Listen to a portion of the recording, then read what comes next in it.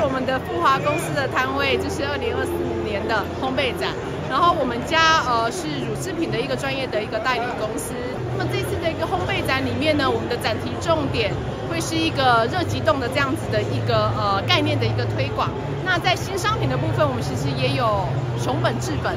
的几支新商品，包括了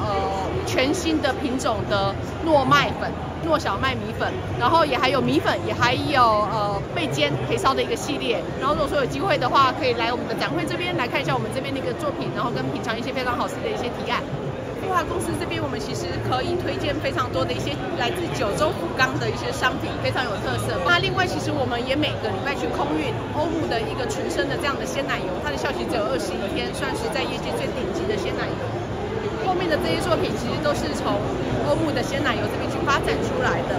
另外，这次我们新商品还有阿拉的 Rupak 去制作出来的一个无水奶油，这个部分使用在塔壳、饼干上面都是有非常好的一个表现。